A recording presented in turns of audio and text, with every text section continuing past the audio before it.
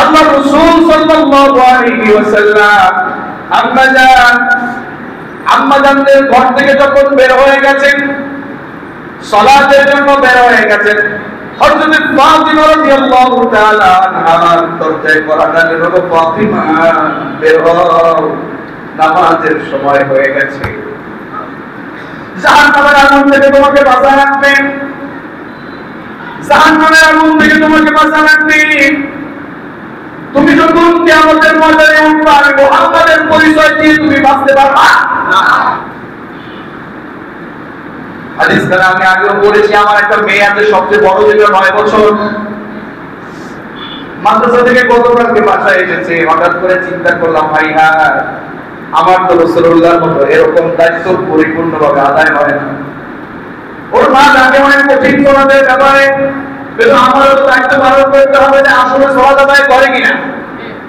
শুধু আমি একটা নামাজ পড়লে হবে না, এর কওমি সালাতের আয়াত যদি হাদিস যদি আমাকে পালন করতে হয়, আমাকে নিজের জাহান্নাম থেকে বাঁচিয়ে পরিবার সহ জাহান্নাম থেকে বাঁচা লাগবে। আর যদি আমি জাহান্নাম থেকে বাঁচার জন্য যদি সন্তানকে না ডাকি, এই সন্তান আল্লাহর সন্তান, আল্লাহ তাআলা নিজে বললেন, ওই সেই কিয়ামতের ময়দানে আল্লাহর কাছে আবেদন করবি, মামলা দিবে, ওয়াকালাল্লাযীনা কাফারু রাব্বানা আরিনাল্লাযীনা আযাল্লানা মিনাল জিন্নি ওয়াল ইনস নাজআলুহুমা তাহতা ওই হাফেজ আছেন না, তাহতা আকদামিনা, তাহতা আকদামিনা লিয়াকুনা মিনাল আসফালিন। আল্লাহর কাছে সেই দিন মামলা দায়ের করে আল্লাহর কাছে এমন দেখবে তার বাবা মা জান্নাতে চলে যাচ্ছে, আল্লাহর কাছে বলবে, আল্লাহ আজকে আমি জাহান্নামে যাওয়ার জন্য, পথভ্রষ্ট পথে যাওয়ার জন্য যারা আমার জন্য দায়ী, তাদেরকে জান্নাতে দেখতে চাই না। ও বাবা হোক, মা হোক, আমার দরজার সামনে জাহান্নামে গেটের সামনে আরে পাড়া দিয়া তারপরে জাহান্নামে যাব, কোনোভাবে তাদেরকে সারা জাহান্নামে যাইতাম না। সেই দিন বুঝবেন একটা পাবেন। আজকে বাড়িতে পর্দা নাই, আজকে বাড়িতে পর্দা নাই, আপনি দায়ুস, আমরা দায়ুস মনে করি মহিলাদের, দারিদ্রী পর্দায় থাকে না, তার ছেলে মেয়ে পর্দায় থাকে না। পর্দার ব্যাপারে সর্বোচ্চ সুন্দরভাবে সমাজের ভিতরে, বাড়ির ভিতরে পর্দা প্রতিষ্ঠা করতে পারে না, ওটা দায়ুস ছাড়া আর কিছু না। আমি এই কথা কি নরম সুরে বলতাম? কথা বল না কেন? সব মুসল্লি বলতে পারে এই কথা কি নরম সুরে বলতাম? নরম সুরে বললে তো আপনার কানে যাইতো না। অনেকে তো অনেক রকম, আপনি নিজেও শুনছেন এরকম নরম সুরে। যখন ইসলামের কথা খুব একেবারে স্ট্রেইট, তখন আর আস্তে কথা থাকে না, তখন পুরো স্ট্রেইট। ঠিক কিনা বলো? সম্মানিত উপস্থিতি, সম্মানিত মুসল্লি, এই জন্য আমি বলবো প্লিজ, আমি আপনাকে আহ্বান করছি, হয়তো আপনি অন্য কোথাও আপনি শুনবেন না, কিংবা অন্য কেউ আপনাকে বলবে না, কিংবা সেখানে বলে আপনি যাবেন না। আজকে আপনি এসেছেন, আমি আপনাকে বলছি, আপনার জান্নাত আপনাকে নির্বাচন করে, আপনার নিজেকে কবুলিয়াত করতে, আপনাকে পুরো পরিবার সহ আপনাকে জাহান্নাম থেকে বাঁচতে হবে। কু আনফুসাকুম ওয়া আহলিকুম, না ওরা মনে করেন না আমি এখানে অনেক বড় বড় আপনাকে সুন্দর বক্তব্য দিচ্ছি, আপনাকে স্ট্রেট বক্তব্য দিচ্ছি, আমি মনে জান্নাতে চলে গিয়েছি। বাবা আল্লাহর কসম, আমি যদি আমার প্রত্যেকটা শক্তি, আমার ক্ষমতা, আমার যতটুকু আছে, আমি যদি সে কথা বলতে না পারি, আমার পরিবার যদি জান্নাতের পথে প্রতিষ্ঠা করতে না পারি, আমি খতিব আল্লাহর কাছে ধরা খেয়ে যেতে পারি। আপনাকে বলছি প্লিজ, আপনি যেই হন না কেন, আপনার সন্তানকে সালাত প্রতিষ্ঠার জন্য বলা জরুরি। ইকামাস সালাত, যাই হোক, প্রত্যেকটা জিনিসের মসজিদকে প্রতিষ্ঠা করেছেন, কোটির দরকার আছে না নাই? ইসলামকে প্রতিষ্ঠা করলেও কোটির দরকার আছে না নাই? তাহলে এই কোটি আপনাকে যেটা করতে হবে, ইসলামের কোটির 5টা, এক হলো ঈমান, 2 নাম্বার হচ্ছে সালাত প্রতিষ্ঠা, 2 নাম্বার সালাত প্রতিষ্ঠা, 3 নাম্বার রাসূল বলেন ওয়াইতাইজ যাকাত, যাকাত প্রদান, 3 নাম্বার কি? যাকাত। আর আমাদের বানানো হয়েছে বলছিলাম নামাজ, রোজা, হজ, যাকাত। কয়টা কোটি? কয়টা? 3 নাম্বার চলে গেছে 5 নাম্বার। পকেট থেকে চলে যাবে কথা বলে কোথায় যাবেন নিজের পকেটটা চলে যাচ্ছে। এই জন্য 3 নাম্বারে 5 নাম্বারে নিয়ে লাগাইছি। অথচ রাসূল বলতেছেন বুনিয়াল ইসলামু আলা খামসিন শাহাদাতিন আল্লা ইলাহা ইল্লাল্লাহ ওয়া আন্না মুহাম্মাদার রাসূলুল্লাহ। 2 নাম্বার হলো ইকামিস সালাহ, 3 নাম্বারে হলো ইতাইস যাকাত। আমরা নিয়েছি 9 নাম্বারে, তার ওইটা পকেট থেকে দেওয়া লাগে। আমরা যে কি সালাহ এটা নিজেই বুঝেন, আমি আমাদের কি বুঝবো আপনারা কি বুঝছেন না? আপনি নিজে বুঝছেন না? আপনি বুঝলেই হয় আলহামদুলিল্লাহ। 4 নাম্বার হচ্ছে ওয়াল হজ। 4 নাম্বার হচ্ছে আপনার হজ, আপনি যে হজ করবেন। এরপরে 5 নাম্বার হলো সাওমি রমাদান, রমাদান মাসের সিয়াম, মুসলিম শরীফের বর্ণনা। তাহলে 5টা কোটি, এই 5টা কোটির 5টা বিষয়ের একটার নাম হলো হজ। এটার নাম কি? হজ। আমরা এখানে বলতাম নামাজ, রোজা, হজ, যাকাত। দেখেন এখানেও বাংলা নিয়ে আসছি। আচ্ছা আমরা হজ না বলে যদি হজ বলতাম আমাদের কি লোকসান হয়ে যেত? কথা বলা কেন? হজ বলতে যতটা কঠিন, হজ বলতে ততটা কঠিন না। কথা বুঝেন না? আর যার ঈমান নাই ওর কাছে নামাজটা পড়তে আসতেও কঠিন নাই। আর যার ঈমানদার ব্যক্তি, ওই ব্যক্তির কখনো নামাজ বা সালাত আদায় করতে কখনো কঠিন হতে পারে না। কি কথা ঠিক কিনা বলুন? সম্মানিত উপস্থিতি, তাহলে আমরা যেটা শিখলাম, এক, আজকের প্রথম শেখা, জীবনে আর কোনোদিন হজ বলতে চেষ্টা করব না, আমরা বলবো হজ। হায়ের উপরে একটা জবর টান বলেন হজ, হজ, পারা যাবে? যদি বলেন নিষেধ নাই আপনি বুঝতে পারেন, কিন্তু সওয়াব পেতে চাইলে কোরআন এবং হাদিসের পরিভাষা ব্যবহার করতে চাইলে হজ এটা আমি বলবো ইনশাআল্লাহ। পারা যাবে কি? আচ্ছা, এই হজ এইটা আমাদের সমাজের সূত্রে নয়, কোরআন এবং রাসূলুল্লাহর সুন্নাহ ভিত্তিক আমরা যদি চলতে যাই তাহলে আমাদেরকে প্রথম সিস্টেম হচ্ছে ঈমান, দ্বিতীয়টা হচ্ছে সালাত, তৃতীয়টা হচ্ছে যাকাত, চতুর্থটা হচ্ছে হজ, পঞ্চম হচ্ছে আবার কেউ এটাকে রমাদানকে আগে আগে পাঁচটাকে পরে আগে, এটা ভিন্ন কথা। কিন্তু আমাদের যে যাকাতটা আমরা পড়ে নিচ্ছি এটা করতাম না, এটা আর করবো না। করা যাবে ইনশাআল্লাহ? আমরা এইভাবে একটু চেষ্টা করবো। দেখুন আমাদের দেশে, এই আপনি ওই আগে বলছিলাম আপনি মুরব্বী মানুষ, এখন খালি নামাজ রোজা করবেন। আসলে নামাজ রোজা এটা মিলাই, অবশ্য আল্লাহ যেখানে বলছেন সালাত সেখানে বলছে পরের কথা কি? কথা বল না কেন? আকিমুস সালাতা ওয়া আতুস যাকাত। যাই হোক, তাহলে এই হজ, এই হজ আজকে কেন? আল্লাহ তাআলা নিজে বললেন আল হজ্জু আশহুরুম মা'লুমাত।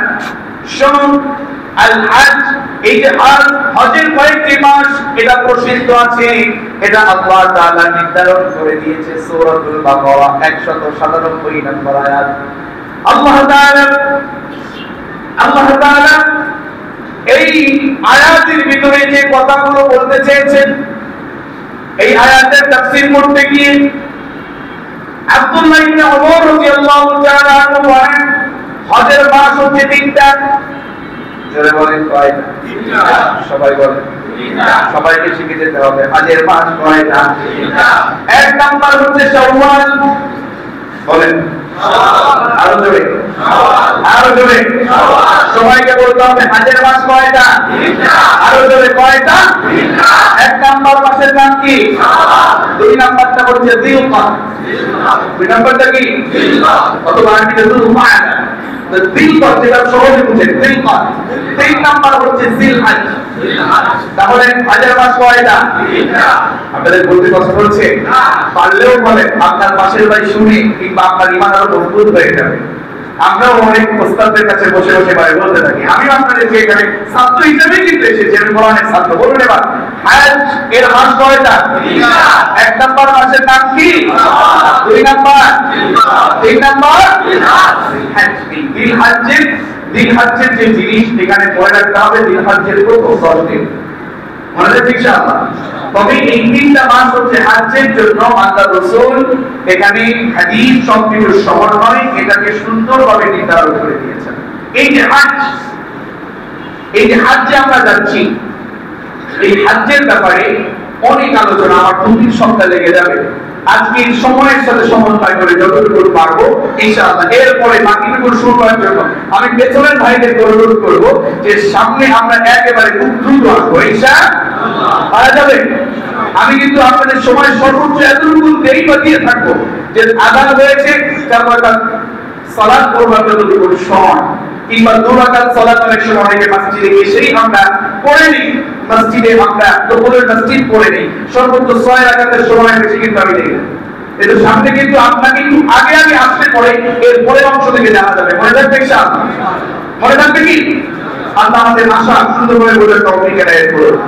সম্মানিত উপস্থিতি, এই যে হজ্জের জন্য আমরা যেখানে যাচ্ছি, হজ কাদের জন্য ফরজ, এটা যদি আমরা একটু বুঝতে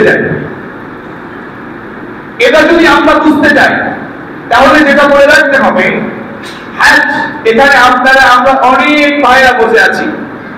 আচ্ছা, মনে কিছু নেবেন না, একটু আমি হাত দেখতে চাই কারা কারা হজ্জে গিয়েছিলেন। একটু ভালো করে সোজা করে হাত রাখেন না, আরো সোজা করে থাকেন। আল্লাহ কবুল করেছেন, আলহামদুলিল্লাহ। আল্লাহ আপনাদের হাতগুলো কবুল করুন। যারা জান নাই, মন থেকে আমি আপনাদের কাছে এই কথা স্বীকৃতি দিতে মালিককে বলছি, যারা এখনো যেতে পারেন নাই, ইচ্ছা আছে মৃত্যুর আগে আল্লাহ যদি বাঁচান একবার যাবেন হাজে, এরকম চিন্তা সবার আছে তো ইনশাআল্লাহ? এরকম ইচ্ছা আছে তো ইনশাআল্লাহ? কিন্তু বিশ্বাস করুন, আমি আজকে মাসআলা বলতে গেলে আপনাদের কাছে অনেকের কঠিন হয়ে যেতে পারে। এখানে এমন অনেকে বসে আছেন যাদের হজ ফরজ হয়েছে, এখনো পর্যন্ত হজ করতে যেতে পারেন নাই। আমি বলছি আপনাদের হজ ফরজের জন্য আল্লাহ তাআলা কি বলেছেন? আল্লাহ তাআলা বলেছেন, ওয়ালিল্লাহি আলান নাসি হিজ্জুল বাইতি মান ইসতাতা ইলাইহি সাবিলা। আল্লাহু আকবার। ওয়ালিল্লাহি আলান নাসি হিজ্জুল বাইতি মান ইসতাতা ইলাইহি সাবিলা। আল্লাহু আকবার। সূরা আলে ইমরান 97 নম্বর আয়াত, 97 নম্বর আয়াত। এটা আপনাকে বুঝতে হবে আমি কি বলছি। এবার আমি যেহেতু এখানে একদিনের জন্য এজন্য আমি একটু তাত্ত্বিক আলোচনা করি। একদিনের জন্য বললে অল্প বলতে হতো, একটু বুঝিয়ে বলার চেষ্টা করি যতটুকু পারা যায়। আল্লাহ তাআলা বললেন, ওয়ালিল্লাহি আলান নাসি হিজ্জুল বাইত। আচ্ছা, আপনারা সূরা ফাতিহা পড়েন তো? আলহামদুলিল্লাহ বলেন। আলহামদু অর্থ কি? লিল্লাহি, আল্লাহ। কথা বলেন, আল্লাহ। আওয়াজ দিয়ে বলেন, আল্লাহ। আল্লাহ বলুন। লিল্লাহি অর্থ তাহলে কি হলো? আল্লাহ। এখানে ওয়া শব্দের অর্থ হলো এবং, লিল্লাহি অর্থ তাহলে কি হবে? বলেন, আল্লাহ। আল্লাহর জন্য। আপনাদের থেকে বের করলাম, যেখানে যতটুকু পারেন ততটুকু বের করা উচিত। ওয়ালিল্লাহি, আর আল্লাহর জন্য। ওয়ালিল্লাহি আলান নাসি, মানুষের উপরে। আলান নাস, মানুষের উপরে আল্লাহর জন্য। এই কথার মানে আরবিতে আছে লাহু আলাইয়া দিরহাম। লাহু আলাইয়া দিরহাম, যদি লেনদেন থাকে, পাওনা দাওনা থাকে, এর জন্য লি আর আলা ব্যবহার হয়। লি আর আলা যদি পাওনা থাকে তার জন্য ব্যবহার হয় লাহু আলাইয়া দিরহাম। একটা দিরহাম আপনার কাছে পাই, সেজন্য এখানে ব্যবস্থা। এখন আপনার কাছে যদি আমি কিংবা আমার কাছে যদি আপনি টাকা পান, তাহলে আমি কি আপনার কাছে ঋণী না? আল্লাহ বলছেন, ওয়ালিল্লাহি আলান নাস, মানুষের উপরে এটা দিয়ে দেওয়া। আমি আমার জন্য একেবারে ফরজ, ওকে আমার পাওনা দিতে হবে। কথা ওয়ালিল্লাহি আলান নাসি হিজ্জুল বাইতি মান ইসতাতা ইলাইহি সাবিলা।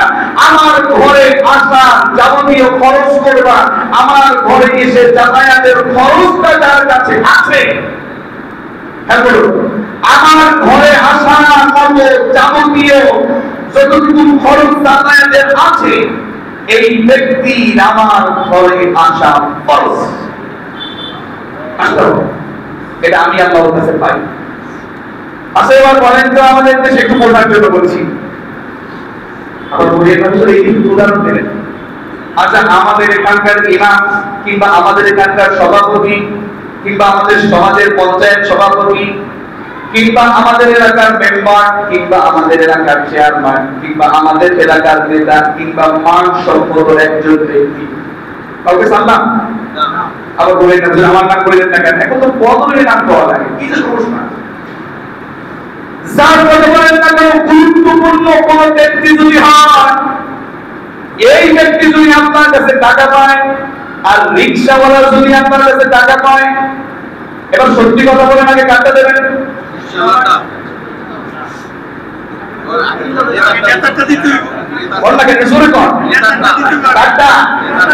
নেতা না দিলে কি সোজাটা তো বুঝেন, আমি কিন্তু ছাত্রের কথা সবাইকে নিয়ে বলছি। নেতার টাকা দিতে হবে কিংবা মানুষের মতো আগে আপনার দিতে হবে, তবে আপনার কাছে শুনতে হচ্ছে সবাইটাই দিতে হবে। এজন্য অনেকে রিক্সাওয়ালাদের কথা আগে বলেছে, এটা বুঝি। কিন্তু কথা আমার কথা বলে না, আমার কথা হচ্ছে আপনার আমার ভিতরে যেটা আমার কিংবা লেনদেনের জন্য ওয়াদা অনুযায়ী সবাইকে সমান ভেবে আপনাকে আপনার ওয়াদা রক্ষা করতে হবে। কিন্তু আমাদের সাধারণত বলেন যদি কেউ নেতা যদি কোনোভাবে টাকা নেয় সবাইকে দিবে বলে এটা মনোভাব থাকে, আগে নেতারটা ভয় ভয় হয়ে ওঠে। আল্লাহ যে আপনার কাছে পায় এটা আপনার কাছে মনে হয় না, আল্লাহ যে আপনার কাছে পায় আপনারা কিছু করায় না। আমাদের নেতা হইলেও তো কিছু করিত, কিন্তু আল্লাহ তো আপনারা কিছু করে না। আমি আঞ্চলিকতা মাঝে মাঝে আনি, এই জন্য পৌঁছায় ওটাকে জন্য সহজ হয়। আল্লাহ তাআলা আপনার কাছে পায়, আপনাকে আল্লাহ তাআলা দিয়েছেন, আমাকে দিয়েছেন, আপনাকে দেয় নাই, আপনাকে দিয়েছেন, আমাকে দেয় নাই। এই দেওয়া না দেওয়ার মালিককে আল্লাহ। সবাই বলে বলুন দেওয়া দেওয়ার মালিককে আল্লাহ। ওই আল্লাহ তাআলা আপনাকে দিয়েছেন, আপনি আল্লাহ তাআলার ঘরে আপনি হাজিরা দেন নাই। এবার আসুন আমি আপনাকে বলছি, মাসআলাটা বলে দিচ্ছি আপনাকে। যাদের এমন হয়েছে আরো 15 বছর আগে, মোটামুটি কয় টাকা লাগতো বলে দেখি হাজ করতে যারা গিয়েছেন 12-15 বছর আগে, 1-1.5 লাখ টাকা, 2 লাখ টাকার বেশি না, 1-1.5 লাখ, 1-1.5 লাখ যেটাই বলেন, মোট কথায় 1.5 লাখ ছিল। আমি তো এগুলোর সাথে সেবামূলক কাজে আপনাদের সাথে যাওয়া আশা করি। তো এইখানে ওয়ালিল্লাহি আলান নাস হিজ্জুল বাইত মান ইসতাতাআ ইলাইহি সাবিলা, মান ইসতাতাআ ইলাইহি সাবিলা আয়াতে 1.5 লাখ টাকা হয়েছে ঋণ মুক্ত হয়ে। আপনাদের ভিতরে এরকম মালিক আপনারা এখানে আছেন নাকি নাই? আছে।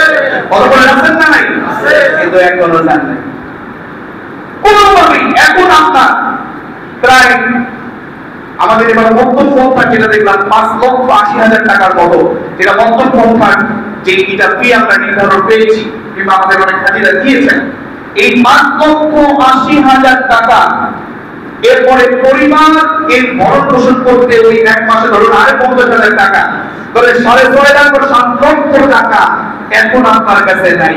তাহলে আপনার ওই পূর্বে যে হজ ফরজ হয়েছিল এখন আপনার কাছে নাই, তাহলে আপনার কোনো হজ করার প্রয়োজন না। না আমি বেরগুলি এভাবে করে আপনাদের থেকে ওই যে 1.5 লক্ষ টাকার সময় আপনার হজ ফরজ হয়ে গেছে, আপনি হজ করেন নাই, এখন আপনি ভিখারি হয়ে গেছেন, আপনাকে এখন টাকা সামনে করে উপার্জন করে হলেও আপনাকে গুনাহ থেকে মুক্ত হওয়ার জন্য আপনাকে হজ করতে হবে, এটাই আপনার জন্য মাসআলা। আর আমাদের দেশের হাজের চিন্তা করি একটু পেনশন করতে পারবে, একটু পেনশনের টাকা যখন যাবে সব বাড়ি গাড়ি সব কিছু বলে করে এরপরে পেনশন ধরন হবে, তখন মোটামুটি যাবো।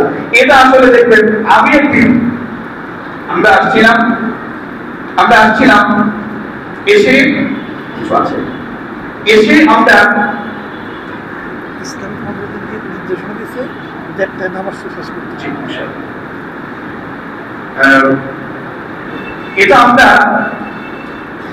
সবকিছু মিলিয়ে আমরা যেটা এ পর্যন্ত দেখেছি, আমরা একবার আমি সম্ভবত আপনার ইসের জায়গায় সম্ভবত মিনার ওখানে গেছিলাম, তো ওখানে দেখলাম মুরব্বী পথ ছিলেন। তখন আমি বললাম যে বাবাজি, আপনি বুঝি একা, আপনি যেতে পারছেন না, আপনার সঙ্গী সাথে নাই, তো বাবা আপনি আমাদের বুঝলেন কেমন যে আমি বাংলাদেশের মানুষ? আমি কইলাম যে বিশেষ করে আমাদের ভারতীয় উপমহাদেশের মানুষগুলোই কেবলমাত্র, কিংবা বাংলাদেশের কেবলমাত্র বাংলাদেশের মানুষগুলোই একটু দাড়ি কাটলে বুড়ো হইলে তারপর আসে, এটা এমনিতেই বুঝা যায়। অথচ হাজ করার ব্যাপারে সর্বোচ্চ শক্তি সামর্থ্য যেহেতু কথা এখানে আছে, যখন হয়েছে যুবক অবস্থায়, কারো হয় 20-25 বছরে, কারো হয় 40 বছরে, কারো হয় 50 বছরে, যখন হয় তখনই আপনার জন্য যাওয়া উচিত। কথা বলে থাকেন, হাজ এটা সহজ জিনিস না, এটা অনেক কঠিন জিনিস। ওখানে যায় হাঁটতে পারেন না, খাইতে পারেন না, মনে করছেন গ্রামের মতো একেবারে এত শান্তি এত নাই না, নাই কেন? অথচ হাজকে হাদিসের ভিতরে জিহাদ বলে ঘোষণা দেওয়া হয়েছে। কথা বুঝতে পেরেছেন? যেমন তো আমাদেরকে এই হাজ করার ব্যাপারে আমাদেরকে সর্বোচ্চ চিন্তা রাখতে হবে। আগামী সপ্তাহে আমরা এখান থেকে হাজের পটভূমি সহ আমরা মূল বিষয়ে আমরা আলোচনা করব। তবে না, আমরা একটু বলছি আল্লাহ তাআলা কি বলছেন। এই হাজ যারা করবে, আল্লাহ তাআলা রাসূল বলেছেন, মান হাজ্জা লিল্লাহি ফালাম ইয়াফাল ওয়া লাম ইয়ানসুক রাজা'a কায়াউমিন ওয়ালাদাতহু উম্মুহ।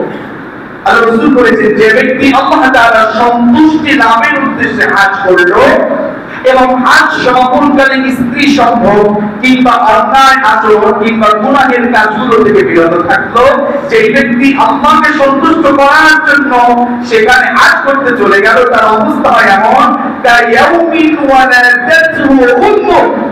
আল্লাহ তাআলার কাছে তার অবস্থা হয় এমন মায়ের বুকে সদ্য নবজাতক আসলে মাসুমটাকে যেমন ঠিক তদ্রূপ নিষ্পাপ মাসুম হিসাবে আল্লাহ তাআলা সেই হাজীকে কবুল করে নেন। তাহলে এই হাজ করতে যাওয়া আমাদের দরকার আছে না নাই? সুতরাং মাসালা তিনটা আমি বলে দিচ্ছি আপনাদের, যারা এখনো পর্যন্ত হাজ করতে পারেন নাই। এক, আপনাকে কোনো সিস্টেম নাই, রিট পাটে আপনাকে হাজের যাবতীয় টাকা পয়সা থাকলে যাতায়াতের জন্য এক নম্বরে এখনই আপনাকে হাজের জন্য ইচ্ছা এবং ব্যবস্থা নিতে হবে। এখন এই মুহূর্তে আপনাকে চিন্তা করতে হবে, হ্যাঁ যেহেতু সিস্টেম আছে, প্রি রেজিস্ট্রেশনের একটা সিস্টেম আছে, যেহেতু সুযোগ হচ্ছে না, সম্ভব যদি আপনাকে না হয় এখনই সুদৃঢ় প্রতিজ্ঞা করতে হবে যে আগামী বছর যা হোক চাকরি থাকুক না, আগামী বছর আমি হাজে যাব। ইনশাআল্লাহ বলেন, ইনশাআল্লাহ বলেন। যদি একান্ত এমন হয় যে আপনি হাজ ফরজ করে ফেলেছেন, মানে ফরজ হয়ে গেছে, যেতে পারেন না, আপনার আজকে বুঝ হয়েছে যে আপনার আজ আরোই ফরজ হয়েছে, কিন্তু আপনি এখনো যেতে পারেন নাই, খুব দ্রুত আপনার পরিবারের সকলকে ওসিয়ত করে দেন, দেখো এখনই ওসিয়ত করে রাখতে হবে যে আমার কিন্তু হাজ ফরজ হয়ে গিয়েছিল, কিন্তু এখন হাজ ফরজ হয়েছে, আমি আগামীতে যাবো, যদি একান্ত না যাই আমার গুনাহ মাফের জন্য হলেও তোমরা বলতে হাজ দেবে কারো মাধ্যমে বরাবর, কিন্তু আমার কিন্তু হাজ ফরজ হয়েছিল, এটা পরিবারকে ওসিয়ত করে দিতে হবে। ভালো বুঝে আসছে? এই তিনটা মাসআলা এখানে রেখেই আমি আজকের আলোচনা এখানে অসম্পূর্ণ রেখে আমি শেষ করছি।